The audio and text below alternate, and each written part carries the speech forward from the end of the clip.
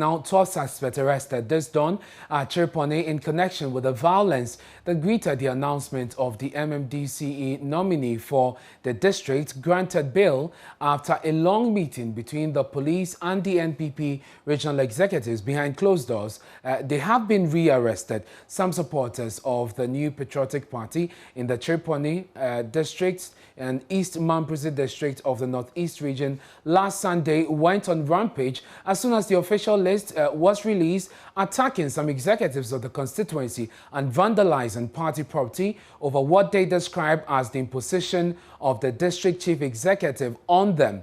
The 12 persons are said to be involved in the protest that led to the vandalization of some properties. John News Northeast correspondent Ilyasu Tanko has more.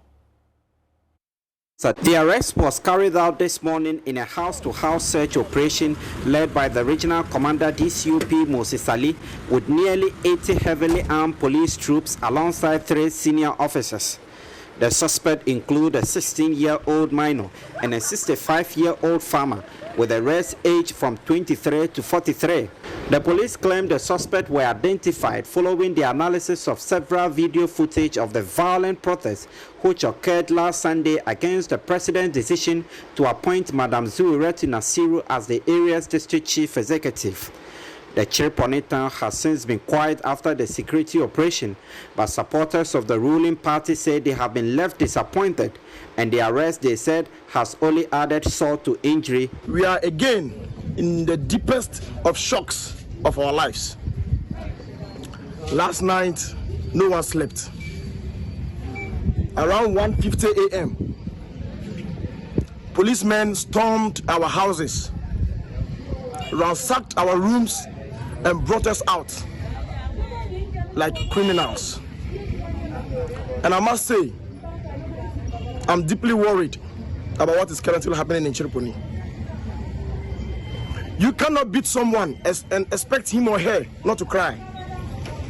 We have endured so much from the injustices from the elephant family. We never said we had any problem with Aja Zuira. Aja Zuira is never our problem. Our problem is the appointing authority. Zuira cannot appoint herself. We know that it's some unscrupulous human beings who want to tatter this party for us. And possibly they're telling us that it's the end of the road for us. And we have to advise ourselves appropriately. The violent protest led to the destruction of several MPP properties, and at least one person was wounded after the angry supporters invaded the residence of the constituency chairman. Meanwhile, the regional chairman of the MPP has led a delegation to the police command seeking to secure bail for the suspect. The chairman, in the company of other regional executives and nearly a dozen followers, arrived at the command while the suspects were being screened to be processed before court. And after a long closed-door meeting with the police, the party regional secretary, Sule Sambian, confirmed to Joy News all the suspects had been released. I think they are on police inquiry bill and investigations. But you see, the police will still do their work anyway. They can meet and discuss, yes, but if they met and discuss and the police thought that they could grant them police inquiry bill. So it's still within the police jurisdiction to do that. But what is it, a party, or was it a party decision to go to the police station? No, that cannot be party decision, of course. But if your party people are arrested, any reasonable chairman will want to go and visit them and find out what's going on. The suspects were seen in a waiting pickup vehicle, only to be taken back into custody after a Joy News report of the purported release.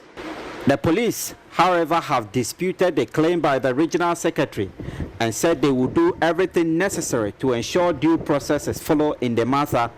Here is Acting Public Relations Officer, ASP Robert Anibik. Police will do what is necessary. It's not crime to release suspects from bail. The laws allow it, but the way the manner they're going about it, it's not fair. So, for now, what I know, I spoke to our deputy regional commander, the regional commander to Chereponi for 4 days now. He's feeling very tired. The deputy regional commander who is there said they have not released anybody of them. Earlier, the field aspirant SK Orlando had warned of severe consequence if the suspect were not released. But one thing I want to tell leaders or leadership of the new patriotic party, for that matter the government, is that these are purely party business or party affairs. And so we should handle it in a manner that when tomorrow we need the boys, we can have them. So the developing story here is that the suspects were released and have been rearrested by the police. Ilyasu Tanko is our Northeast region correspondent and he joins us live. Ilyasu, what more can you tell us about this story?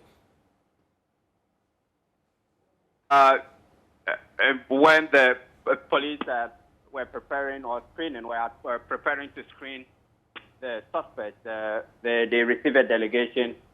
The MPP regional executive led by the chairman arriving at the police command seeking to secure a bail or intervene on behalf of the supporters who are mainly party supporters, the suspect rather, who are mainly party supporters. At the point, we saw the suspect brought out and put in a waiting pickup vehicle. A few minutes after that, the suspect were again taken back into custody. Earlier on, the regional secretary had confirmed to us that the suspect had been granted bail, but the police have denied that. They have disputed that and said the suspects are currently in custody and they are going to do everything necessary to ensure due process in this matter. Do we know if they have been charged at all? We don't know. They have not been formally charged.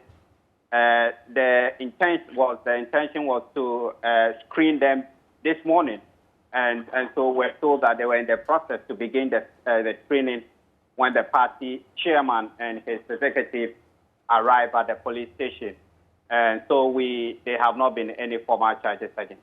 Thank you very much. That's our Northeast Region correspondent Ilyasu Tanko bringing us update on the arrest of 12 persons in Chereponi following the violence that greeted the announcement of the district chief executive nominee. The local government minister last night on PM Express with Evans Mensah actually said that such individuals who went on the rampage destroying property following the release of the list of MMDCEs must be prosecuted.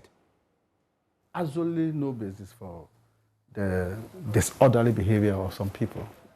But thank God, you're talking about only 1 or 2 places out of the 260. Yes, that maybe this whole business of negative news is more news. That's why. Other than that, for me, if you have 260 nominations and for 260 districts, and you have only 1 or 2 places where there have been some disorderly conduct, it's not something that we should lose focus at all. But certainly, the law should take its course. I mean, there's nothing like because you're a party person or because it's about political issues, you can decide to go against the law and people should allow you to go. Well, government has given the clearest indication that it will, as in a matter of weeks, inaugurate the Guan districts. The people of Sancho Kofi Atpafu, Lolobi and Litbe Sal, traditional areas, have since 2019 been without any administrative district after the Oti region was carved out from the Volta region. But the minister says all is set for the inauguration of the district. About the decision by the Electoral Commission for them not to take part in some voting process. But that's for Electoral Commission. The pact that Mr. President had with them was the promise he made that he'll make sure that they get a district. Yes. And Mr. President has signed it until ultimately the district. Then we had to go to elections. After which this whole business of why didn't they take part in elections happened and all that. And under that circumstance, it was not easy, to just carry on with that exercise because people still felt that the main issue was the parliamentary elections. So when we were appointed and went to ministry, we got back because fortunately for some of us, these were the people we were dealing with in the regional reorganization, also the referendum that they all voted and moved to Oti region. So we had to deal with them, and we had to build consensus. They themselves have a joint coordinating committee, and they started meeting and brought a report. There's a report they brought this year to me as to